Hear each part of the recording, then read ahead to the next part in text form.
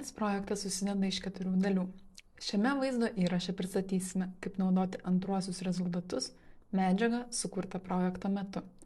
Visų pirma buvo parengtas vadovas pavadinimu Menu paremtos veiklos skirtos vietos ir kaimo kultūros paveldo populiarinimui.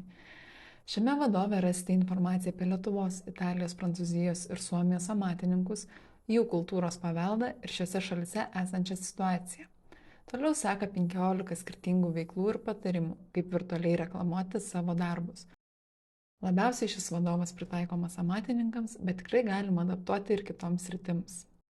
Toliau, norėdami sužinoti, kaip iš tiesų šias veiklos veikia realiame gyvenime, keletą jų išmėginome ir gautus rezultatus aprašėme dokumente Testavimo socialinėje žiniasklaidoje. Kitas rezultatas – vaizdo įrašai. Mūsų kurtas vaizdo įrašas kūrybinės dirbtuvės amatininkams Lietuvoje, kaip reklamuoti pagamintus gaminius vaizdo įrašo formatu. Šiame įraše išgirsite, kaip sukurti gerą vaizdo įrašą, kitų amatininkų patarimus ir pabaigoje praktinį pavyzdį. Kitas aktualus video – gidas, kaip organizuoti kūrybinės dirbtuvės. Čia žingsnis po žingsnio pasakojama, kaip tai reikia padaryti. Trečiasis rezultatas – vadovai profesionalams. Pirmasis vadovas pateikia informaciją, kaip kurti efektyvius vaizdo įrašus, įtraukiant ir visas techninės detalės. Antrasis vadovas – regioninės istorijos ir legendos. Veiklos susijusios su vietos kultūros paveldu. Šis leidinys skirtas tiems, kurie ketina organizuoti seminarus, skirtus atkreipti dėmesį į regioninės legendas ir istorijas. Paskaitykite, pasisemsite ne tik žinių, bet ir idėjų.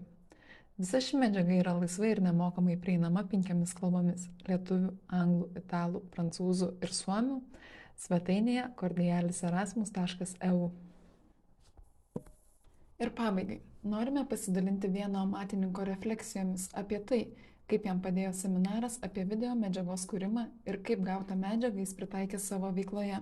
Visi mes turim turbūt tą baimę kameros ir video daryti nemokėjau ir tiesą sakant, net nebandžiau ir minties tokios nebuvo, kad galima, bet iš tikrųjų pakvietė į tuos mokymus video kūrimo, iš tikrųjų labai efektyvus, iš tikrųjų pirmą užnorino, sudomino, paaiškino, kad to reikia, įtikino ir tada, reiškia, lektorė vis praktiškai žingsnis po žingsnio, reiškia, per tos mokymus papasako, kaip tą daryti, kur akcentus dėti.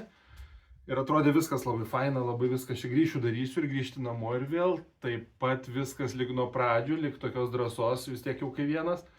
Tai jau kai tos instrukcijos atėjo iš tikrųjų po tų mokymų, tai vat, kai sujungi tos mokymų medžiagą ir tas instrukcijas, jau tada tu tą rezultatą gali padaryti. Aišku, tas fiziniai mokymai iš tikrųjų turbūt daugiau to efekto duoda, bet kai viską apjungi, viskas pats tas tada ir tada iš tikrųjų tu jauti, kad kai padarai tą video, jis duoda daug geresnį efektą, tai ne nuotrauka ir ne kažkas, o tai labai geras efektas.